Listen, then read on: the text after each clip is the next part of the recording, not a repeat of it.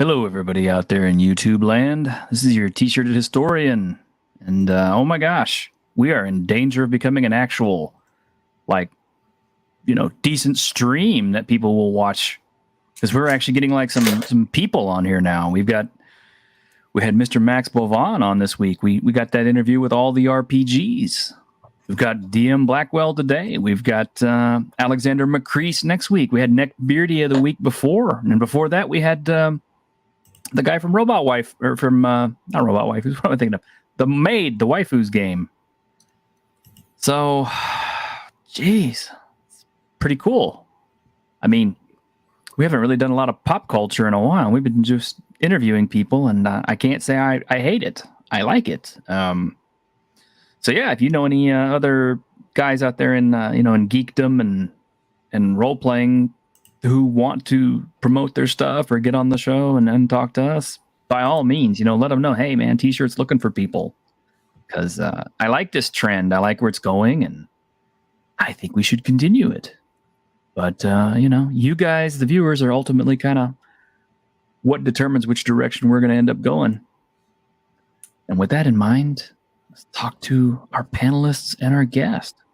Hey guys, what's going on? Hello. Hey, how's it going? All right. Yeah, good to be here. DM Blackwall. All right, man. It's good to see you. Same. All right. So let me ask you. I guess we got to go with some of the basics first. It's like, how long have you been gaming? Oh, for 20, 30 years, somewhere in there. Okay, so you're an old school guy like us, then. That's cool. Yeah. And I'm guessing you started out with D&D, kind of like most of us did. AD&D, yeah. Yeah, I started out with basic, so but it was Moldve basic though, so it's the good D&D, I guess. Indeed. Although some people would say, well, how come you didn't start out with the other one? I'm like, well, I'm sorry, I would have been like 8 or 9 at that point. So that's when I started gaming. That's no excuse. Okay, Grim. Well, not everybody can be like Howard Lovecraft. Guy was like writing, poetry and stuff when he was 6, I think. But hey, we've got a super sticker right away from Brett Cohen for $5 Australian. Thank you very much, Brett. Appreciate you. And yeah, I hate to shill, but we didn't hit our payout numbers last week, last year or last month. What am I thinking of? My tongue is tied today. Coffee not working. Need more coffee. Maybe I should just switch over to my energy drinks. And Mercurius for Australian $2. Few more coins for the chip jar. Yes, thank you very much. Appreciate you guys. You guys can help keep the home fires burning. You help me pay for the stream and you guys help me pay for books that I can show you guys. Because you need more books. Yeah, we always need more books. Grim was a disturbed child prodigy. Yeah, he kind of probably was. Yeah. Still am inside. Aren't we all? All right. Well, I mean, And to kind of finish answering your question, though, I've learned and played probably 30 or 40 game systems, and my co-author Nate a lot more, as he has a penchant for collecting them. Same. And he used to work as a rep for Paizo years ago, probably a decade ago or so. Oh, wow. So you got quite a pedigree too, then. I thought your co-author was going to join us today, but I guess well, that was the hope. But when I talked to him yesterday, catching up on some bookkeeping, he said I wasn't going to see him until Tuesday, and I went, okay. Yeah, we would have had Victor on stream today, but he has been feeling poorly this whole week, so we wish him well. And Ironcaster actually requested a day off because he's getting into a gaming group on Saturdays, like first of the month every Saturday. And nice. you know, Well, yeah. Yeah. So of course I told him, I was like, yeah, man, shoot. If we could game instead of be on here, we probably would be. But yeah. Actually, I already ran a game today, so Wow. What'd you I run? got a 10 in the Horde morning Wars? Saturday group. What did you run? I actually ran a test game of the sequel we're working on. So not Horde Wars Advanced. The writing's basically done. I'm pretty much waiting on artwork and layout, and then some editing. But we're working on a superhero game after that. And I just ran a sample of a trailer on the Gilded server just to see what some of the guys thought. And so far, the feedback on that's been positive. But we're trying to get 1,000 hours of play testing in within this next year so that it's ready to play in a year and a half or so. Nice. And Disciple of Logris, he's like one of our biggest supporters out there. I love that. He just got finished running Beck Me D&D one shot at the friendly local gaming store. You getting him in there kind of early then, huh? Uh-oh. Okay. Everybody out there, yeah. Let's be warned, because we have the man who opens questions like, how is your game compared to Fatal? Hello, I'm back. Hey, Kringay. Yeah, it's Kringay. It wasn't how is your game compared to Fatal? How is your platform ready to prepare for a game like Fatal? Was what I asked him.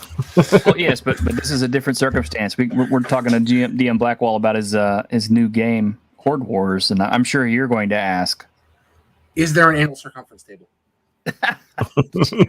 Is there a what? Anal circumference table. Absolutely not. Unplayable. Cal Bononi, coins for The Witcher. Thank you. I appreciate you, Cal. $10, man. That's good. Thank you. I appreciate this. Yeah, it's kind of funny because my Kickstarters are kicking me in the ass today. They're like, excuse me, we haven't received payment for the stuff you've ordered. And I'm just kind of like, I know, payday's coming. Okay, stop. But I can't help it. Castles and Crusades keeps coming out with stuff. I have to check my Kickstarters. I don't even know where I am with them. I mean, they're vicious, man. It's like once you get started doing Kickstarter, it's kind of like they just keep piling up. It's they're like roaches; they multiply. Yeah, I got a cousin with a closet full of Kickstarter results. I've got several shells of. The last thing I kickstarted, it's going to be a while before that's completed, so I'm good. Oh, My problem is I'll kickstart something and then forget that I backed it, and then it comes in the mail, and I'm like, what? Oh. Same. That's nice though. It's like a present that you bought yourself. And Yes. The last one I backed was Shadow of the Weird Wizard, so that's one I'm definitely waiting for. Oh, I bet. Considering how much you like Shadow of the Demon Lord. Yes. Well, we only got an hour, and we've already used up 10 minutes, so shall we jump right into Horde Wars? Sure. All right.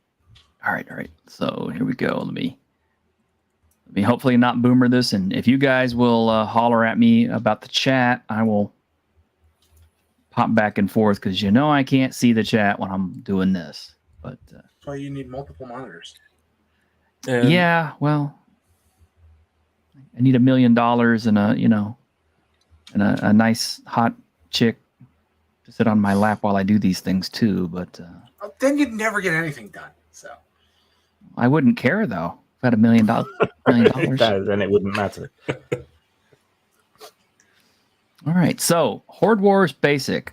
My first question has to be, why go with the basic and advanced formats instead of just producing a full product in one shot? Well, essentially, Horde Wars Basic is a full product as far as the core rules and that kind of thing. It is only limited in scope to the first 4 levels of play. Advanced includes levels 5 through 12 and a bunch of monsters that would just utterly crush a first level or second level party.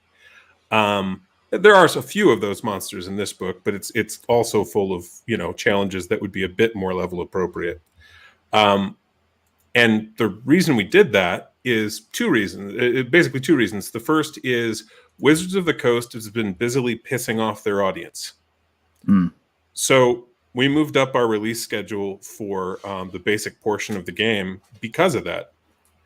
The second is we wanted to give people the opportunity to try out our game at a really low cost, and advanced won't be $5.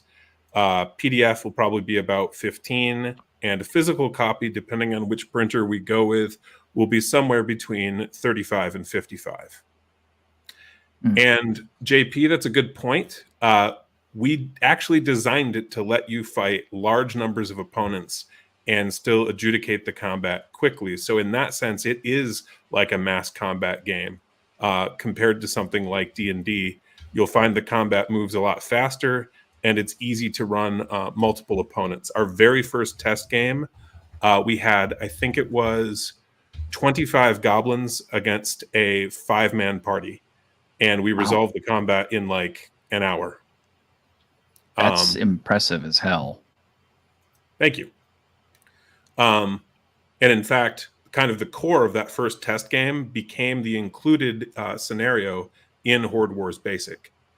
So if you go to Goblins Attack, which will be towards the end of the book there, with the sample adventure. Yeah, I think up one. Yeah, keep going up. You gotta go to the sample adventure. Use the bookmarks. Yes, use the bookmarks. Well, you didn't. It's okay. You're almost there now. Luke, use the bookmarks. This one? There. So So scroll up. You there you go. So that's the end of the adventure, and then the next page is the first page of the adventure. So the basic expert did the artwork there, and this is a 2-page adventure that you can run. I've run this probably 15 times. Nate's probably run it about 10 times at different events. And yeah, it's a pretty easy way to get introduced to how to play our game. Sample characters in the back, so you can get right into it if you want to. Okay, and these are goblin cannibals. All right, I suppose one of the first things I need to ask, for all of our people who absolutely don't want to play humans, or they want to play stuff that's like not the cookie cutter, elf, dwarf, halfling, human. Are you going to have playable monster rules? The closest thing we've got to that is orcs. We wanted to make them feel very different than goblins. So orcs are, well, you can actually look at them. If you click on that, you scroll down. There you go. You'll get a brief description of them in the campaign setting. You'll get their different abilities. Orc regeneration is quite strong, and is one of the main pieces of excitement for players who get to try out the orc. I know that's something Victor really liked. I like orcs, so. But the orcs in our setting are very much themed around the Norse culture during the Viking era. Okay. Which lets them be a different kind of threat than cannibalistic goblins. All right. Because these guys are looking for silver and slaves, which means you could negotiate with them. Oh no, slaves! No. Yeah, one of the reasons we're not on Drive-Thru-RPG actually is we break their terms of service in our sample adventure. So, what is it? I'm just curious. Now I gotta ask. Oh, that's easy. We've got cannibalism in the sample adventure. You can't have cannibalism on Drive-Thru-RPG? Nah, no, you cannot. They don't enforce that very well or uniformly, but it seemed disingenuous to me to agree to their terms when I knew I was violating them immediately. Wow. So how do you sell something on Drive-Thru-RPG that has, say, trolls in it? Yeah. Yeah, I'm not saying the rules are smart or well No, informed. I will say that their rules are stupid. It's okay. Well, I guess technically, unless the goblins are eating each other, they're not cannibals. They're humanivores. That's correct. Yes. Yeah. But as we are humans, functionally speaking for the audience, Well, I It's a just little kind of clearer go in to call them fantasy RPGs. I just use cannibalism for eating other sentient life forms. Yeah, that's what most people do. Now, now this is a curiosity. Is like I'm probably I'm not probably not the only nerd who picks this out, but I happen to notice that on your names, they're using a lot of Tolkien names like Grishnak, and actually, most of Tolkien's names are ripped straight from history, which is why they're quite open to being used. So the ones we used are from Norse sources that go back to the 1300s. Okay. And themselves claim to go back much further, as they're written down poetry from an earlier period. I like that. That's pretty cool. I haven't let my panelists say much, so guys, why don't y'all ask some questions? Come on. I am still doing research on Horde Wars because remember I'm recently back on the internet. So well, let's go back to let's rewind a little bit for some of our viewers here, in the audience who might be interested in Horde Wars. Now, I playtested Horde Wars briefly. DM Blackwall had a lot of playtesting groups going on for a long time. I was in one full session and then like 30 minutes of another session, so I'm not completely experienced in it by any means. Right. I do have a copy of the book. It's a D12 system, but a lot of the mechanics will seem to be very similar or familiar to for any folks who have played fantasy RPGs before. So it's not like completely alien, like weird dice pool like rules or whatever. But you mentioned earlier that you have designed the system to try and move through large numbers of combatants very quickly and seamlessly.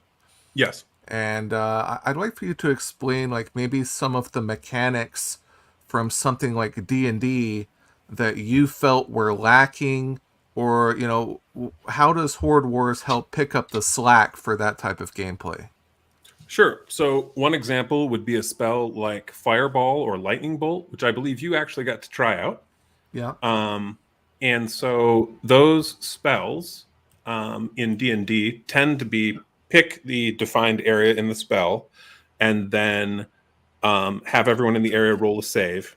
And then if they make the save, they take half damage. Loosely speaking, that's how those spells work. In our game, spells like that are an attack roll applied against the defense of all the creatures in the area. So that's a single roll against a hard number. And you can crit. So it's a little quicker, we found in playtesting, to resolve rather than a series of saves with different bonuses against a flat number in the form of their defense. And then because you can crit, you can potentially deal double damage with those spells. And in our game system, you crit on a natural 12, doubling damage. And some spells and weapons crit on an 11. And this makes for much quicker gameplay in that regard. Another thing is in the action economy. So you'll see that goblins, by design, the low-level goblins in particular, if you go up one page, are less dangerous than a starting human, because a normal human can make a couple attacks with their weapons, but a starting goblin can only make one. This lets you have fairly large numbers of goblins or zombies or skeletons or other relatively low-level monsters and move through them quickly. Another thing is we tend to have some way for them to take advantage of their numbers or of the player's movements. So in the case of the zombies, they're flankers. They do an extra die of damage if more than one of them are adjacent to you, which means getting swarmed is super bad, as the guys from Big Geek Emporium found out. Can you explain the initiative system? Sure. It's based on playing around a table with your friends, although you could do this online, as you've seen, where when initiative happens, which is when a combat begins, everyone rolls a D12, adding their reflexes bonus, and then compares it to the game master's roll. Whoever beats the game master first, going around from the game master's left around the table, is top of round. If no one beats the game master, the monsters are first. Okay. We tried out a couple other initiative systems, and this seemed to both work the fastest, make it really easy for the players to know whose turn is next, and also tended to result over the course of multiple combats in the same kinds of things you'd get with like with what D&D does with its initiative system. Yeah, you mentioned that critical hits are on 11 and 12.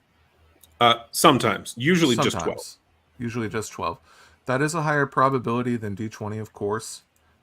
Is that one of the factors that you decided to choose the D12 system instead of a D20, is to maybe speed things up? Or tell us how you landed on that choice. Well, one, we didn't think the D12 got played with enough. But then thinking about it, it let us embed a couple of things in the game that you can't do well with the D20. So one of the things that we were able to do is in the weapons, we were able to embed critical triggers that happen often enough that it feels like it's that kind of weapon. Where if you go to equipment and scroll down past the armor, you'll find the weapon properties. So some of those weapon properties, and T-shirt, you might want to zoom in. That's not showing up well on my screen anyway. Okay. The weapon properties there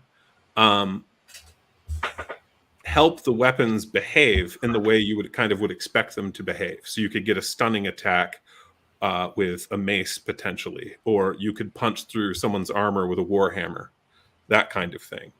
And that being able to crit more often meant that this will happen often enough to be relevant and make it a tactical choice as compared to 5%. But the same thing is true for the affliction system. So the way that we adjudicate like curses or like level drain type effects or just becoming exhausted is, instead of giving you a penalty, we simply change your die from a D12 to a D10 and then to a D8, D6, D4, and then you're either unconscious or dead. We use so hit it's like points. a resource die. Yeah. Well, it's your core resolution die, but if we did that with a D20, there isn't like a D18 really to use. There's just a really big drop to D12.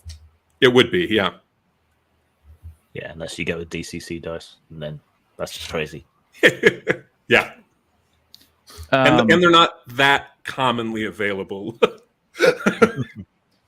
It's getting better. I had a couple of questions. Okay.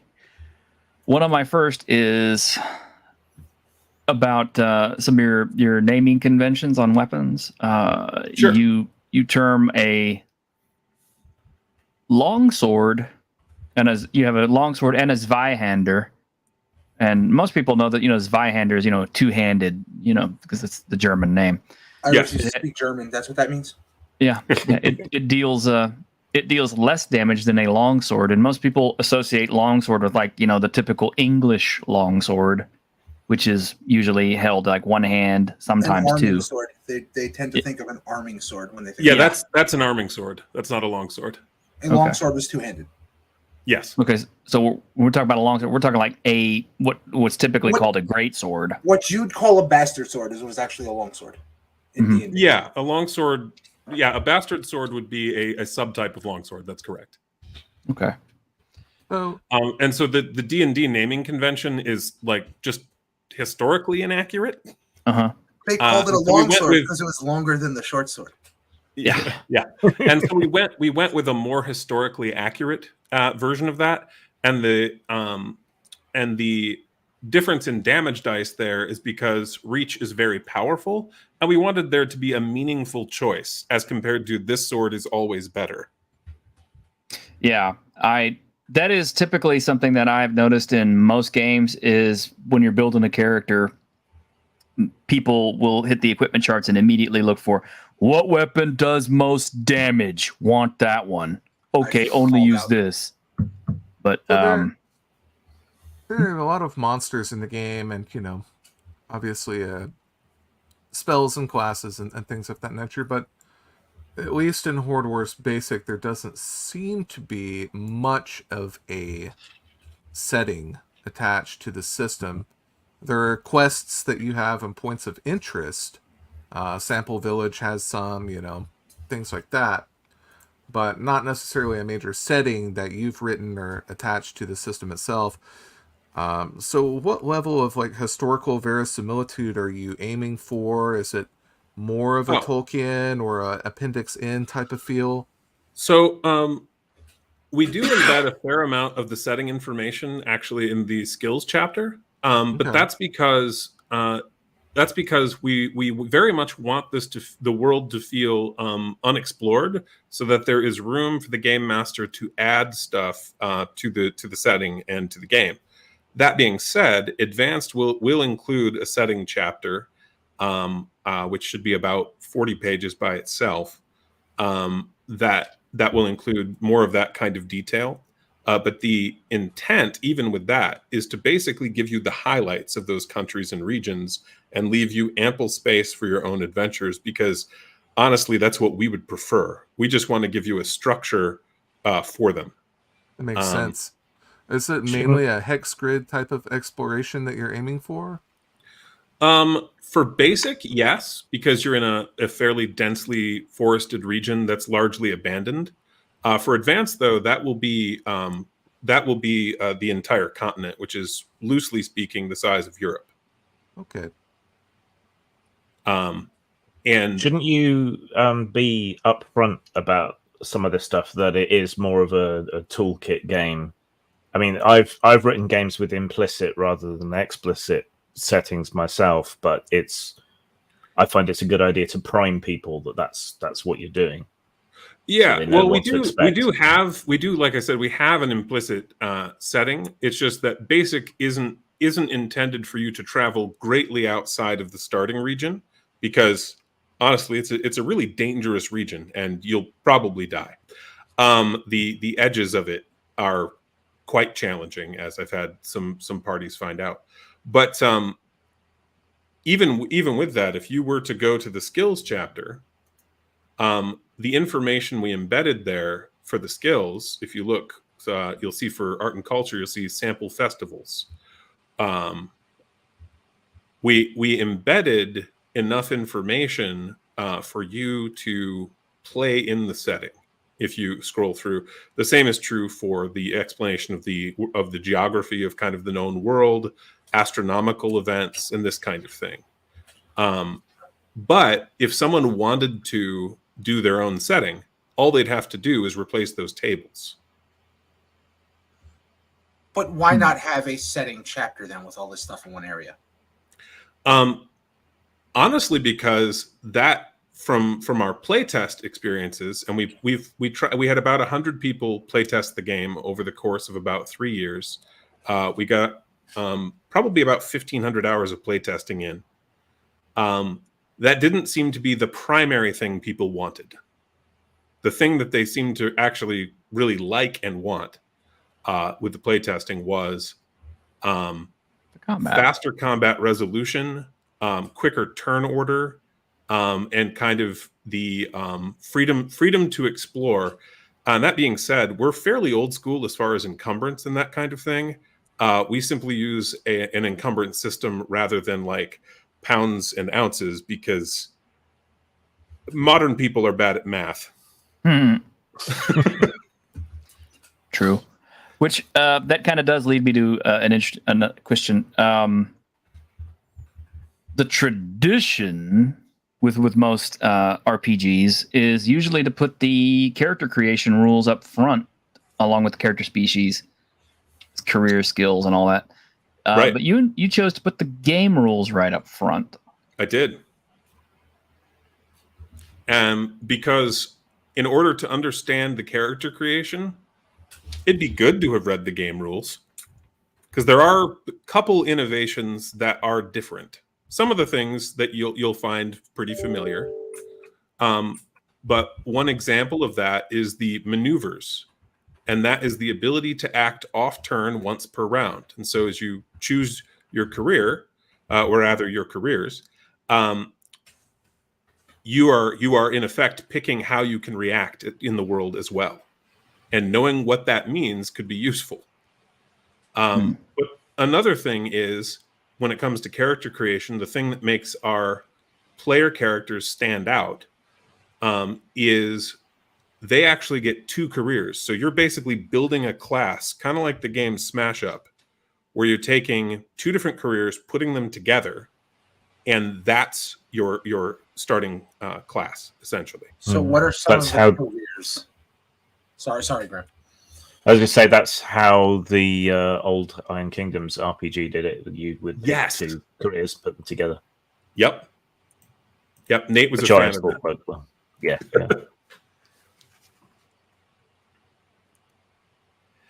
We do have quite a few tables, L. Although those are mostly in the treasure area. Advanced will have expanded encounter tables. The only reason it's limited in this is because there's a limited quantity of monsters because you're low level. Although I did notice you put dragons in there, so Absolutely. yeah, It's that a leads me to fantasy another. RPG, you got to put a dragon somewhere. Well, I figured that, but my real question is, These are Okay. deadly. oh, I'm sure, 240 hit points. Yeah, you start with 18. Okay, so this thing could probably take quite a few party members out pretty quickly. So that's my next question: is do you have any kind of a system or a gauge for what you should be throwing in there? I mean, like, should guys walking off the farm, be fighting Bardock the Stormbringer? Yes. You start off as a competent character, other than in terms of your hit points, which are 18, which is better than average Joe. Average Joe in the world would have 12. You've got 18 plus your fitness, so you could have a little more. And players can make choices that'll manipulate their hit points a bit. But you start off competent. Like a red wizard starts off with stuff like fireball, haste, flare. He can meaningfully affect the world around him. And the same is true for the knights or crusaders or the thieves or deep delvers. So they don't lack the ability to harm or defend themselves against a dragon potentially. But yeah, they're gonna have to play smart or it will kill them. I was about And to this say is a weak it's- dragon yeah. you're looking at. This is a weak dragon. Okay, This is a weak dragon. We six- included 3 weak dragons and 1 mid-threat dragon for basic. We've Okay. got 9 of them written, I think. So, I mean, honestly, you put these into basic rules so people would get a taste of the advanced. Yeah. Well, and because depending on the play group, if you've got a larger play group or you have a group of experienced players, I have seen a level 2 party take down a dragon. Oh wow! Was it without casualties? No. I did like the gem beetles because I invented those for D&D. The Oh, was it thank Monster you. Manual 3 or 4. I loved those. Those were cool. I know the ones you're talking about. Yeah. And so I wanted to do a bit of an homage to that. And then the gems determine the damage type. Yeah, And so that's cool. And so the sample Yeah. ones are, I think, emerald and do acid damage, but like rubies, they'll do fire instead. Okay, well, you're introducing a few humanoid species in here, like the Dracarans, the goblins. Yes.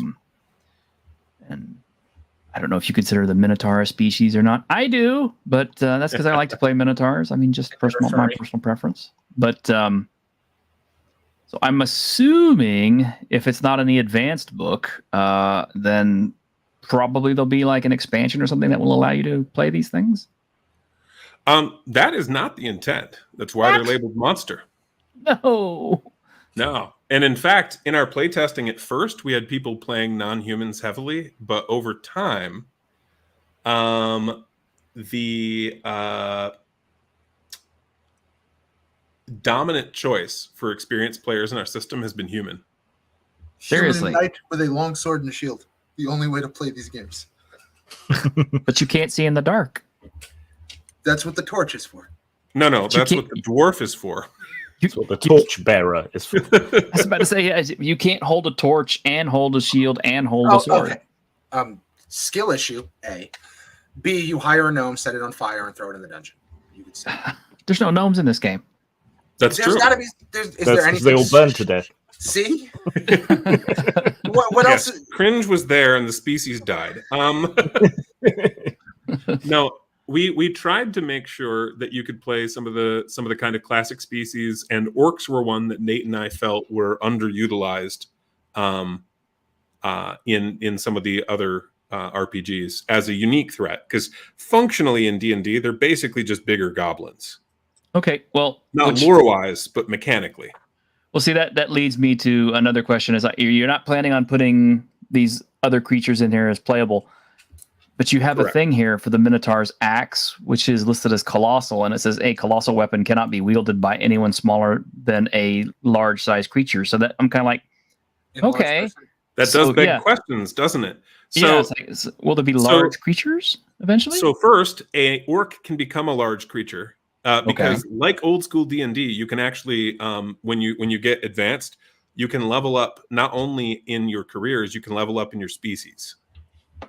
Okay, I guess that's in the features, or so that's in advanced. Now in features, though, there's a feature you can pick that will let you wield colossal weapons as a combat feature. And then lastly, there's a magic item you can get that makes you strong enough to wield colossal weapons. I am now viewing orcs as a type of Pokemon that you can evolve. Got to get them all. Yeah. Okay, so colossal fighter. All right. Yep. And then you'll also see a fun historical reference in the form of the shield sling fighter. Shield sling fighter. If you scroll down. I wonder who that's referencing. I can't imagine who would throw a shield at somebody. No. A two-handed melee weapon actually did it. There's medieval artwork to prove it. Mm-hmm. Oh, I've seen tournaments where guys were using two-handed weapons, but they would also wear a buckler for defense. Yep. So I know that was they'd do that, and then other times they'd use a much larger shield and literally have a sling around their neck, coming up under their arm to manipulate it with like their elbow. Slinger, I thought like throwing the shield. Me too. No. Immediately. That's for superheroes, sir. The superheroes game coming up. And okay, so I guess one of the next questions is: you're working on a superheroes game. Are they going to be backwards compatible with each other? Yeah. So they use the same core mechanics. The main mechanical difference is that the superheroes game uses different rules for how objects are treated. Objects in Horde Wars are fairly durable, but that's because they're mostly magic items or like castle walls, unless you're dealing with like a peasant hovel. So mostly more durable. Whereas in the modern era, not only do you have high explosives, but also in the superhero genre, you've got guys who are strong beyond normal human limits. And so things should be more destructible. Well, I'm pleased because the colossal fighter allowing you to use such big weapons means I can indulge my power fantasy of playing Guts from Berserk in this game. Yes. And we tried to have a lot of like really useful features. Like if you look at Elemental Blade, that basically, if you meet the prereqs, you can basically pick one of those elemental damage types and channel it through your weapons whenever you want. Okay, and it requires magic or supernatural training, so this is for mages. Yeah, although any character could gain that training. Okay. Either on creation or when they hit even levels. All right. I wanted to ask something from a technical perspective. Go ahead. This is the final book. Like, this is for sale. The layout seems unconventional. You know, obviously it does seem quite basic. Did you hire a layout designer, or what was your process for actually designing the book? I did. I hired a layout person, and unfortunately that didn't work out. And since I don't want to tarnish anyone, that's about all I'll say about that. As it was, none of the work got done. We did pay the person. So for their time. And so instead, I went in and did the layout myself. However, I chose to stick with a very simple design that would print clean, because a number of the people who have bought the book have been printing this at home for personal use. Some of them have sent me pictures, which is cool. I'm glad they're doing that. And the intent was very much to have the layout allow that. If we had done tighter margins on the sides, that would have severely limited their ability to do that. And then we basically did a very similar layout to like how DCC does their books. If you look in theirs, other than we stuck with a 1 column instead of a 2 column format. What scale is this? Letter page size? Yes. Or yeah, okay. Yeah. Yep. Okay. Yep. Okay. This is now an instant buy for me, Warlord. Because it has warlords. I loved Warlords in 4th edition, and I will fight anybody who badmouths. Well, thank you. And the Warlord's actually pretty strong. If I ever see Mike Merles, it is on site. And I noticed there was a Tolkien reference with the wizards, the blue and the brown and Yes. the gray and the red. Well, the red's new and the white is obviously, like Gandalf, but Yes. Yeah. So Where are the teal White wizards? Wizard's usually a healer, right? I want the fuchsia. Yeah, not here. This is not Final Fantasy. I'm too busy creating a Big Geek Emporium account to buy this game. Oh, wow, wonderful.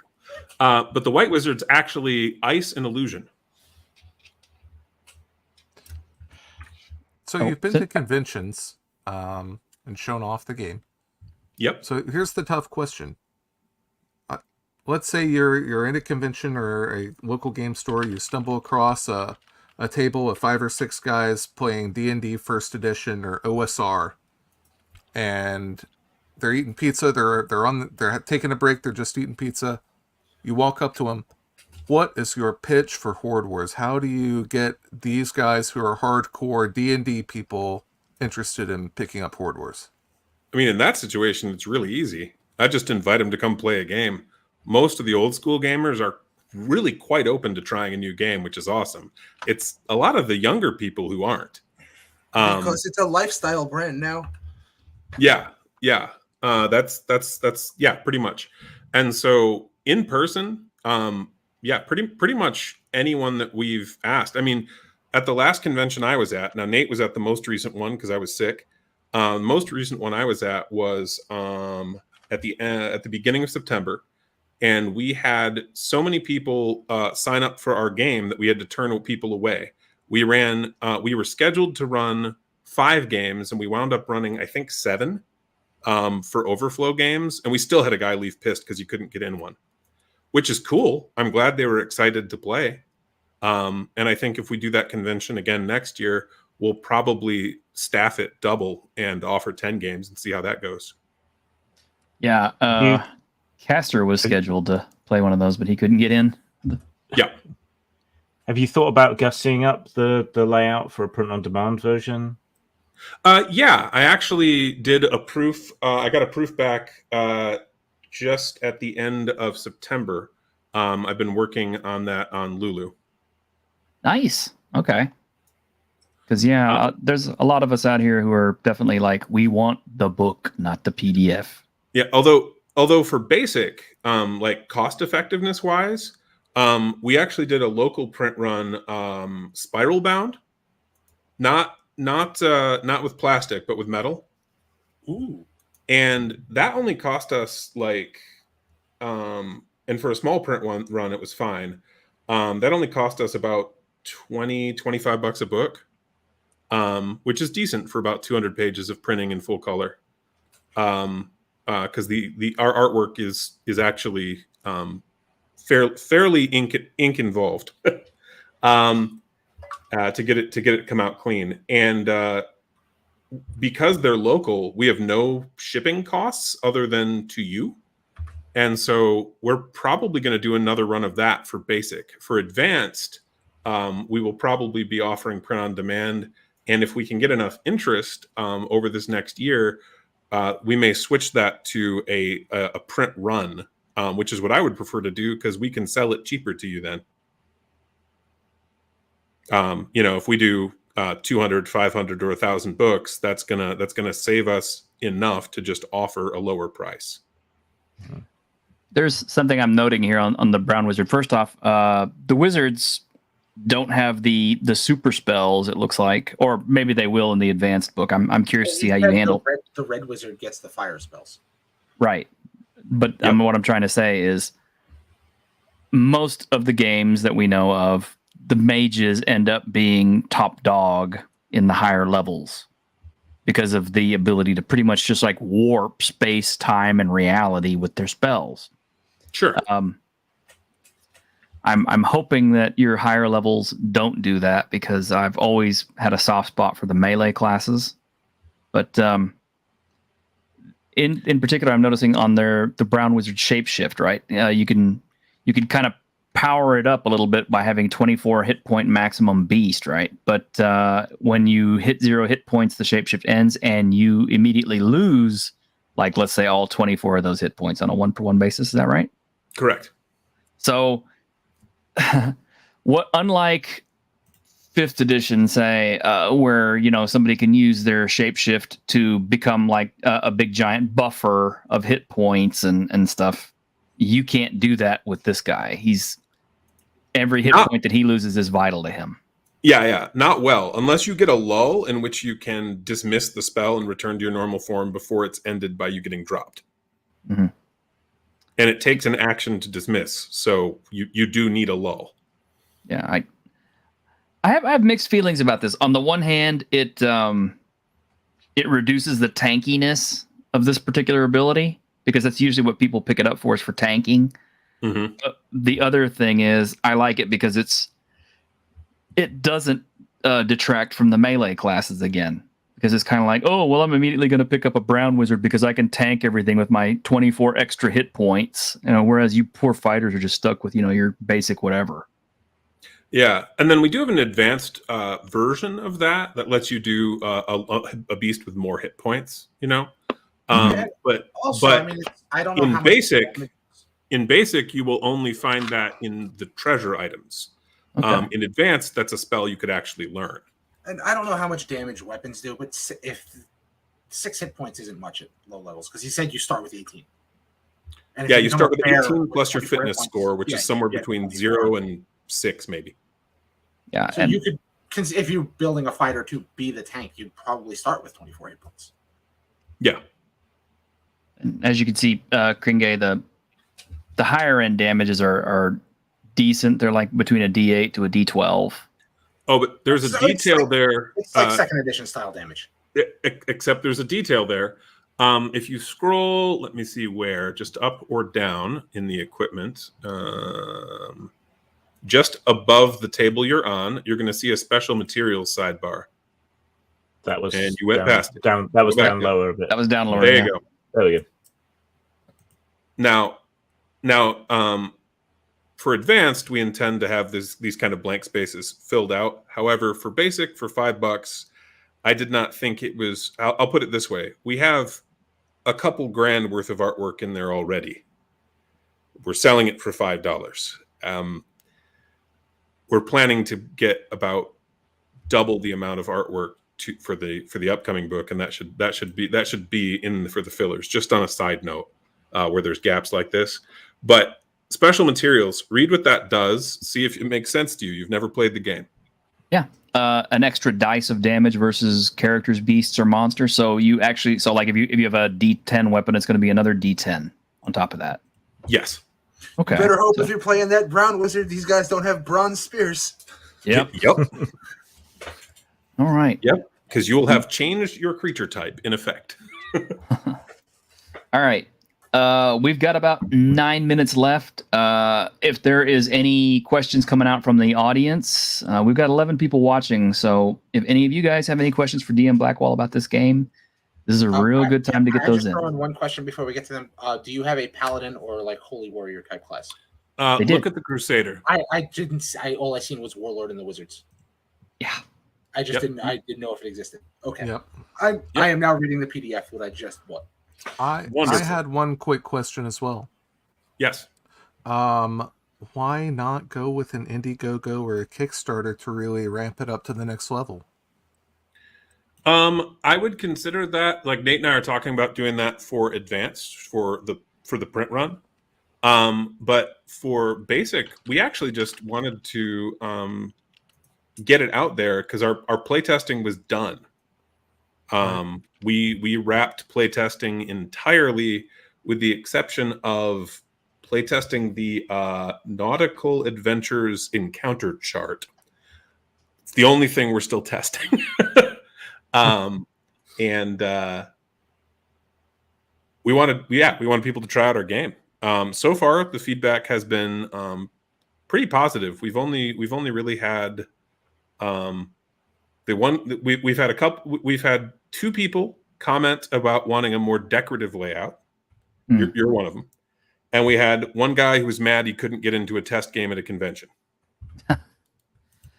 I would kind of like a more decorative layout, especially if I am going to buy a book, like a hard copy book. Yep. But what's nice is you can always submit a version for print on demand, and then just keep this one as a secondary option. Which everybody drink. Kevin Crawford, usually whenever he sells his books, always has like a deluxe edition, and then he has a lightweight edition, which has less art and stuff. So, not fatal enough, huh? It happens. Anything's fatal enough if you try hard enough. Yeah. Okay. Level based. Yes. Okay. So it is level based For progression. Yes. It's just the first 4 levels.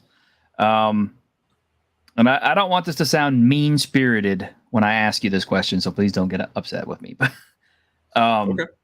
As this is kind of a basic book, Yep. why shouldn't people just kind of wait for the advanced version? Well, one, this is a lot less expensive. So if you try this and you don't like it, you're not going to like advanced. Okay. Why waste your money? I would rather you try it. Let me know if you like it. And if you do, great. But the other reason is actually we're using our sales for basic to gauge interest for how large of a print run to do for advanced. Okay. See, that's a good answer. I like that. What I really like about this is kind of what I also love about a lot of Crawford stuff is the fact that Take a shot. there aren't niche. Well, there's not like hard niches in everything. I mean, you don't have dedicated fighter, dedicated healer, dedicated mage.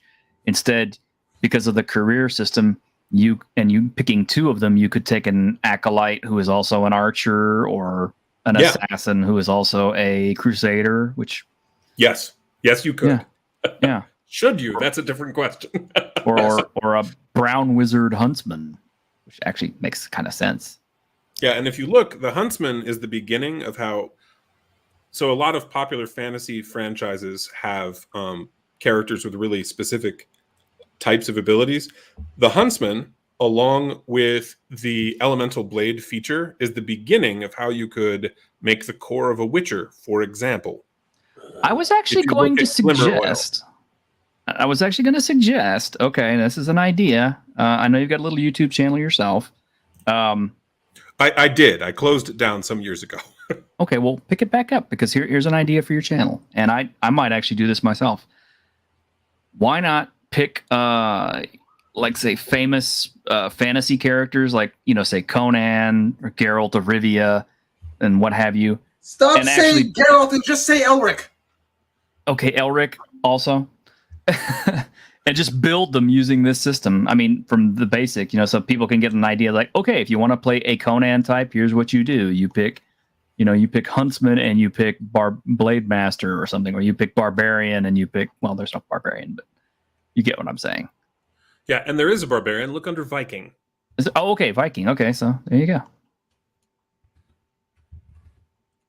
But that would be a really cool idea, is to actually just, because a lot of people get kind of stuck on templates or ideas for characters by reading fantasy fiction or watching TV shows. No matter how good they are.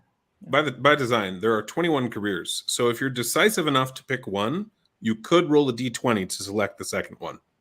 Okay. If you're just stuck and need a decision. Mm-hmm. But I think that would be cool to have like some included like almost archetypes, just to get people's interest in it. I think that'd be pretty fun. And if you're interested, I would be happy to run a test game for you guys sometime, stream or not, doesn't matter to me. And as far as the characters the book does have 7 sample characters. They're just not infringing on anyone else's intellectual property. Okay. Well, Grim, there you go. That might be a future Grim game. Mm-hmm. All right. Well, do we have any more questions from the panel or the audience? No, because I'm reading the rules now. Blade Master Huntsman. Yes. Yes to Aragorn. There you go. And we get a quick look at the character sheet so people know like kind of what it's laid out like. Yeah. What all your character includes. All right, so we got speed. Oh, and it is a 2-pager. Yeah, It 2-page. is. Front and back. And as much as possible, we've designed it so that even more advanced characters, their abilities can all fit on the 2 pages. Yeah. Yeah, you don't have the typical, I mean, there's room to include it, of course, but you don't have the typical, like, height, weight, hair, eyes, age. Like, no, I don't care about that. Age matters occasionally, so it's on there. Okay, there's age and sex at the bottom, but still. Yeah. Oh, there's no pronouns box on there, Blackwall. Come on. That's correct. And you'll notice we use masculine pronouns throughout the book. Except when we're referring to females specifically. And the reason for that is historically, English is a masculine inclusive language, and I'm disinclined to let the lingual terrorists have their way. Well, you're up there with... How will I play my thirsty sword lesbian if I can't put the pronouns? Well, you'd be in good company with Legion of Myth then, because he's also whatever. Is it the Chicago rule of style? I can't remember. It's masculine is the correct version, but in Europe and other places it's different. So I don't know. Technically, it's not masculine. It's a gender neutral pronoun. Yeah, right. It's all inclusive. Yeah, it's just... yeah. Spanish is that way. Yeah, it's a gendered language. All right. Well, in case you guys out there in the audience were not aware, yes, we've been looking at Horde Wars Basic, which is a D12 based system, which is different from our typical OSR games, but different doesn't mean bad, especially in this case. It looks pretty good. I'm kind of looking forward to giving it a try. And if you guys want a copy out there, I got the link up in the channel, and I'll post it right up here in case you're catching this on the rebound. Perfect. One other thing, if anyone, as far as the audience goes, is interested in a test game, Nate and I actually set up an email account specifically for people to reach out to us if they want a test game or want to be taught how to play or have any questions, that kind of thing. And while we aren't checking it every minute, you'll have to wait a little bit for a response. That email is hordewars@blackwallgames.com. You can, if you post it in the private chat, I can put it up on screen for you. I will do that.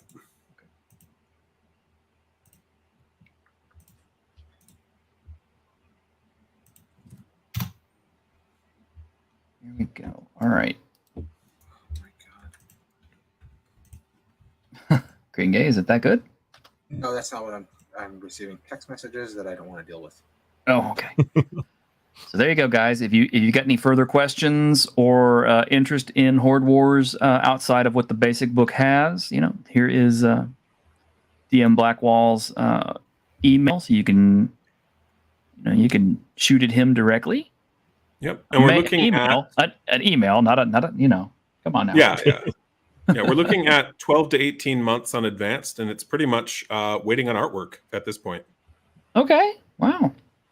So we've got plenty of time to kind of get interested and run a few test characters through and get them killed. I like that. That will occasionally happen, but we went for a difficult game where we don't pull punches. I'm already interested in trying this game out. Yeah, I am too. I'm actually a little bit more stoked about it than I was before because the system, like I said, I really like the career paths. I like the being so different. You choose 2 careers and. Yeah. And I guess if you wanted to make a heroic version of this game, you could always guys pick 3. You could, although you'd want probably if you did heroic like that, you'd want to use the capstone system and just have more capstones, which is the leveling up in a given career or in your species from advanced. Okay. Oh, from advanced. Okay, so I got to wait on that one. Yes. Okay, now I just really want to see the advanced version. All right. Well, okay, guys. I was going to say, if you want, you could always guest. We have one continuing online advanced playtest, which is playtesting the nautical rules. That you'd be welcome to jump in as a guest. I know, like Raven Wolfgar and some of the other guys there would be pretty excited to see you. Okay, that would be cool. All right. Well, we are trying to be mindful of everybody's time. We're 3 minutes over, so unless anybody has anything left.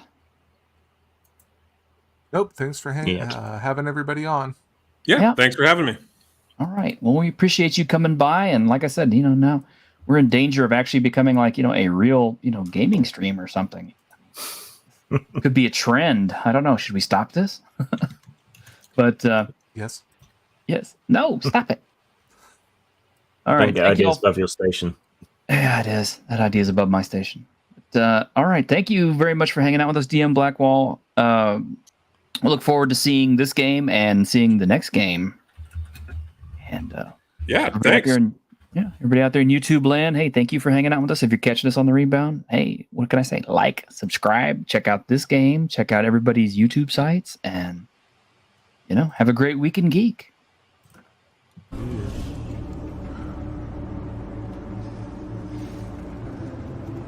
On behalf of the staff of the Independent California Motel, I wish you all sweet dreams.